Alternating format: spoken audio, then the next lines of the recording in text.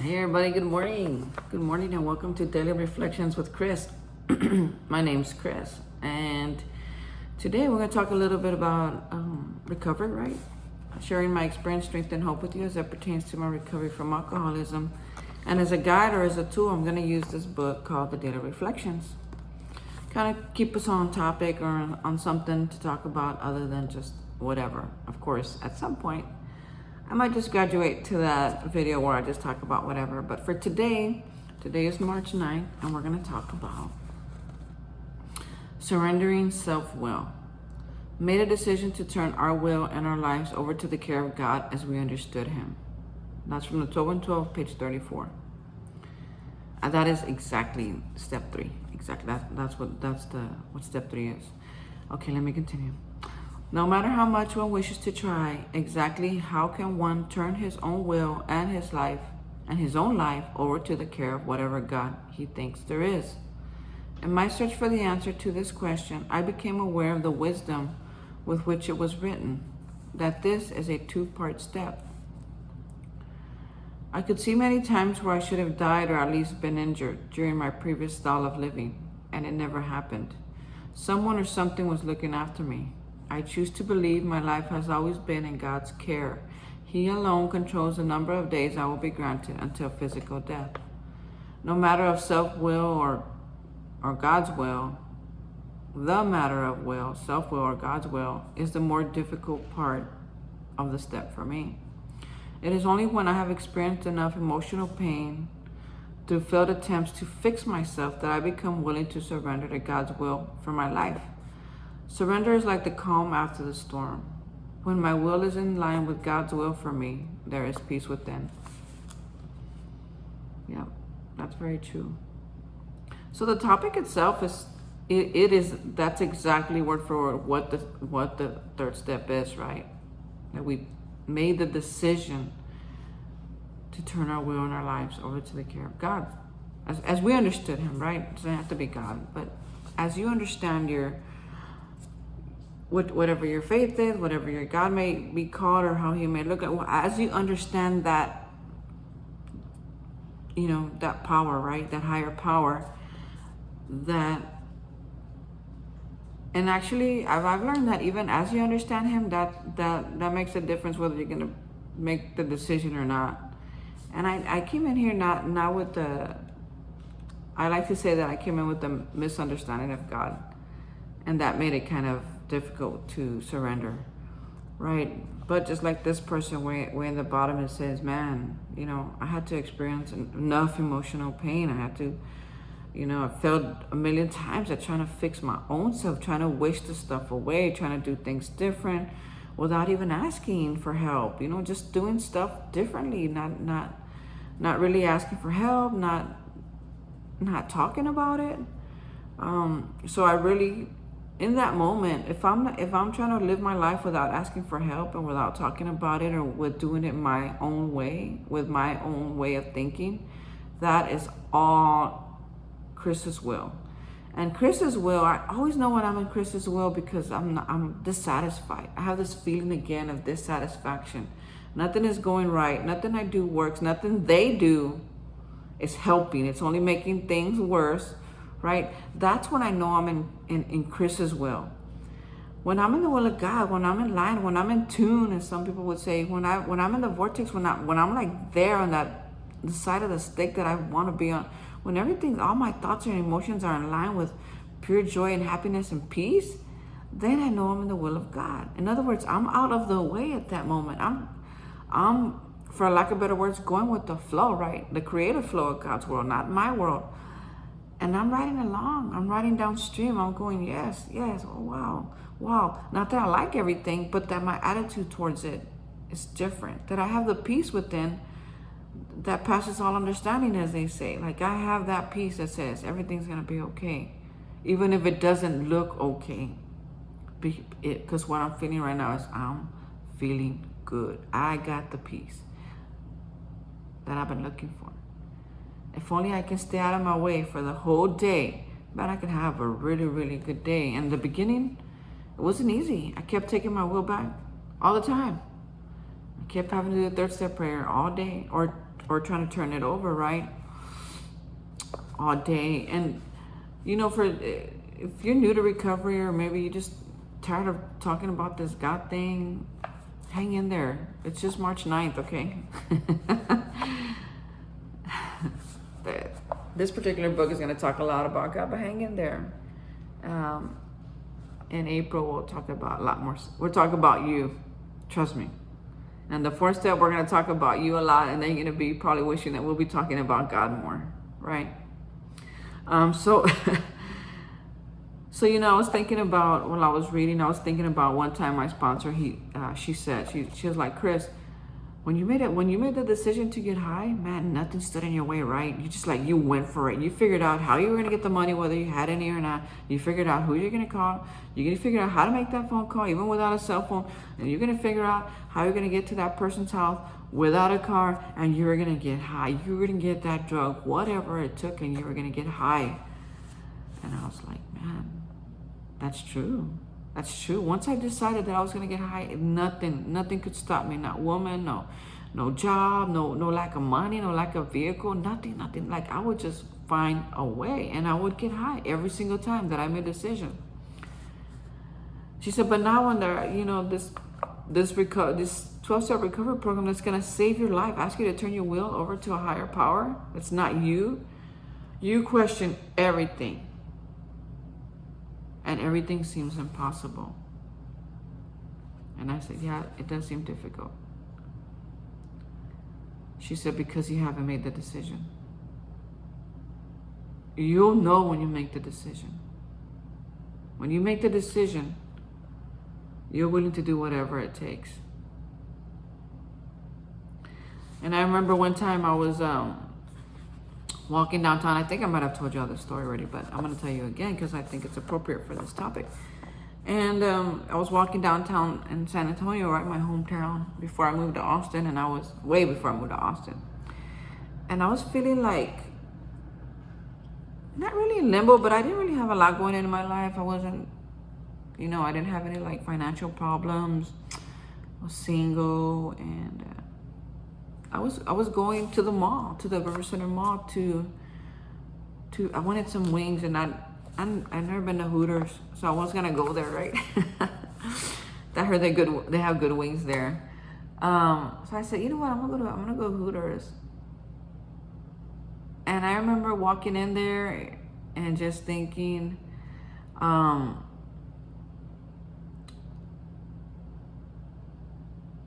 feel like I'm reliving it. I walked up to the door, not even of the Hooters, but of the mall. And I thought, man,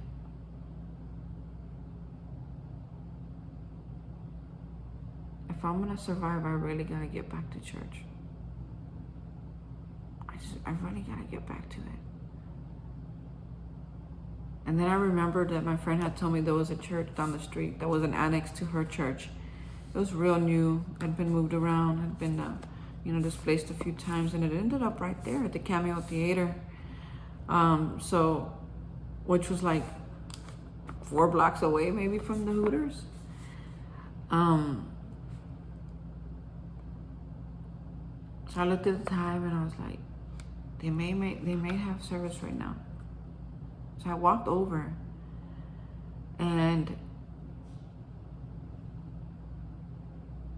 I walked in. Something happened that day. I was like, this is where I belong. This is where I don't want to live my life without God anymore. I just don't want to anymore. If I have to come here, I'm going to come here till they tell me not to come here. Because previously I had been kicked out of many churches, right? For being a lesbian or whatever, right? For my relationship choices. And it didn't feel good. Actually, it was very discouraging. Actually, it was very disappointing on the church, right?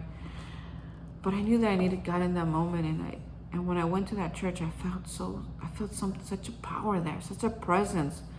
And I said, okay, God, I want to stay here till they say I can't come no more. So they pull me aside and says, no, Chris, I'm sorry. You'll have to find, there's a good church for you somewhere. This is not it. And I get it, because they're trying to protect their people. They don't want, whatever.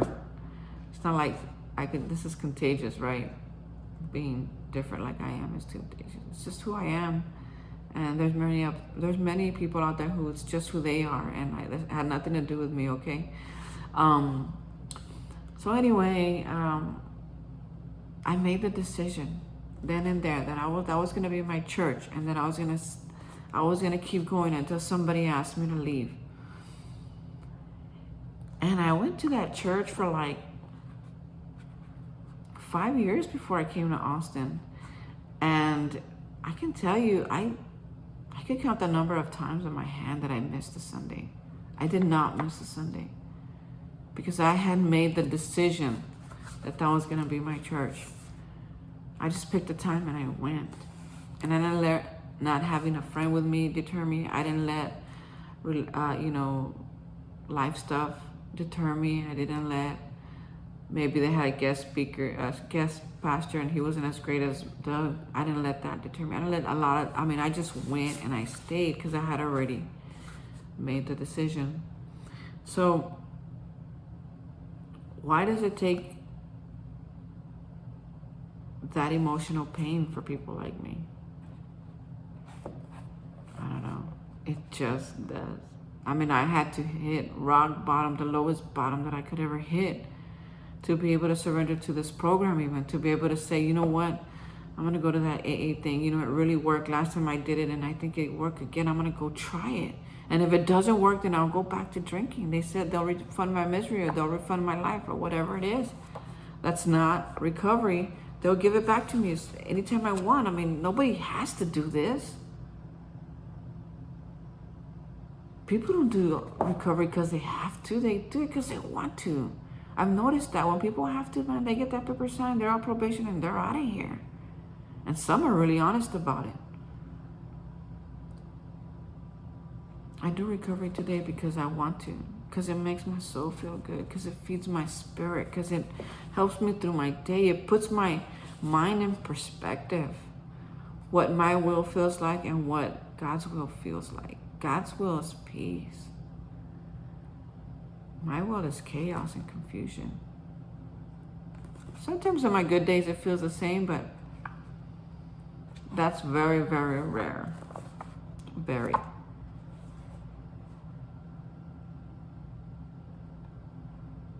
When I'm in God's will, it feels better than the same. It feels new, it feels different, it feels exciting. Just thinking about it gets my tummy all stirred up, gets it full of excitement, gets me rolling downstream faster. It's just so different, man.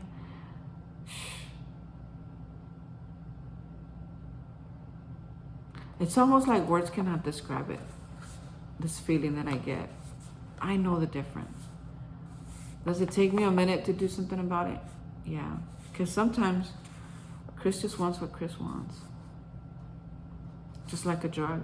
When he wants it, ain't nothing can stop him. Even if he looks crazy, even if he looks like a douchebag, even if he says things he doesn't mean, he's gonna get it. Right? He's gonna lie for it.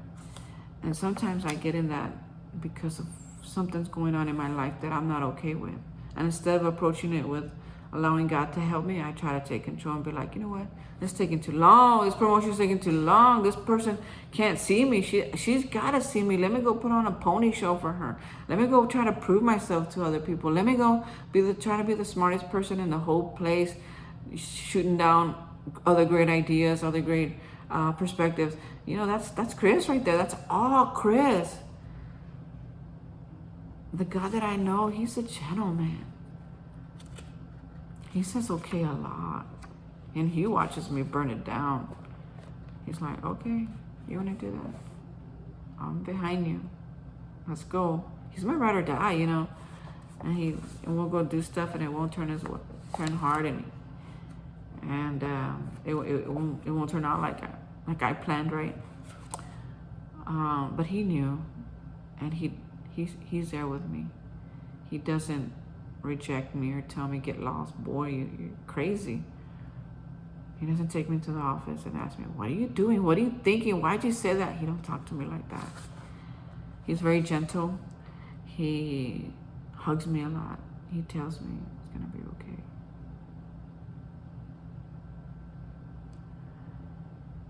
Right, folks, if you're alive today, if you're awake and you're still thinking, or you're still wondering if this God thing is even right for you, if it's something that you don't even know if you still want, and your life is chaos, but you're still stubborn, if you're making it through all that craziness in your head, all that craziness in your life, God is there. And He's real. It says right here that I'm going to die someday. But until then, and it doesn't say this here, there's still time.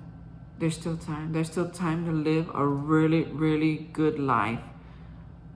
Whatever that looks like for you. And you know the truth behind that. You know exactly what makes your life good. I know exactly what makes my life good. I can be honest about that today. I can be honest about the kind of people I want to date, the kind of places I want to hang out in. I don't have to lie. I don't have to lie to people about my recovery anymore. I don't have to lie about not wanting to drink, not caring for it right now. I don't have to lie when I do want to drink more than anything. I don't have to lie about anything. That's the freedom that my life has today as a result of working this 12 steps, as a result of being passionate about how good I want my life to be, as a result, as finally figuring out who Chris is. But I had to get rid of all that junk first. I had to get rid of all those thinking. I had to get rid of all those expectations that I could never live up to. I had to get rid of, the alcohol. I had to get rid of the drugs. I had to get rid of a lot of things. But it was so worth it to me. It was so worth it to me. And folks, if you're still listening right now at 16 minutes and 52 seconds, I just want to say the decision is yours.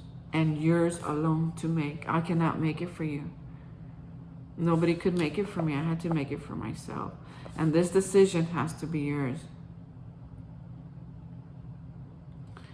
Maybe you hear a lot of things in the church, and my pastor likes to say a different prayer when she closes her YouTube live videos, right? This is not YouTube live. This is pre-recorded, right? I mean, it is recorded. It is kind of live in a sense, whereas I record it and I upload it. I don't edit it. I don't go through it. And I listen to them sometimes, but I listen to them probably at the same time you listen to them. I don't go there and edit it. Anyway, so maybe you're out there. Maybe you want to do this a little different. Maybe you got some church hurt. You don't like the way the church prays the surrender prayer. Well, this book, Alcoholics Anonymous Recovery, offers a different third step prayer. And if you feel inclined to, if you trust me right now that I know what I'm talking about, even just a little, and you want to pray this prayer with me, I want to pray with you. And if you want to just echo the prayer, that'll be awesome. And if you don't, that's cool too. But I want to give you that as a gift today. And I've always said, if you ever want me to do a third step prayer with you, man, I'm down. I'm so down for it.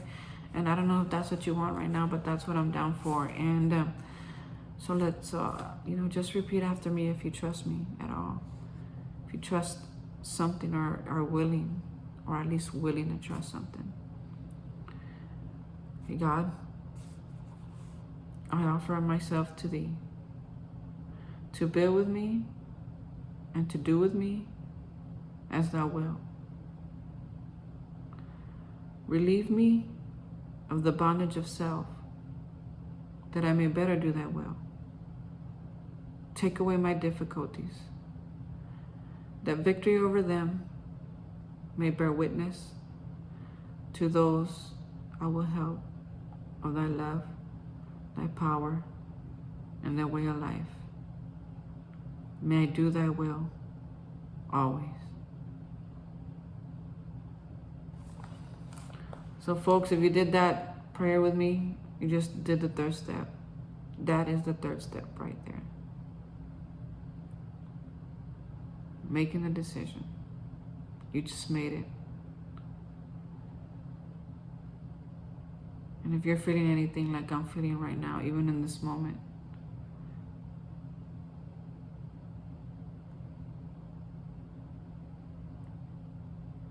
congratulations. You just did the third step. Well, folks, I gotta go. Just got a text from my boss telling me don't forget I gotta be at work today. I haven't worked for a week, so it was kind of hard getting up this morning. But I'm back at work, and hopefully I'm gonna get some hours soon, and I'm really eager for what's ahead of us. But till then, I'll keep coming back, and I hope you will too. We'll see you soon. Bye.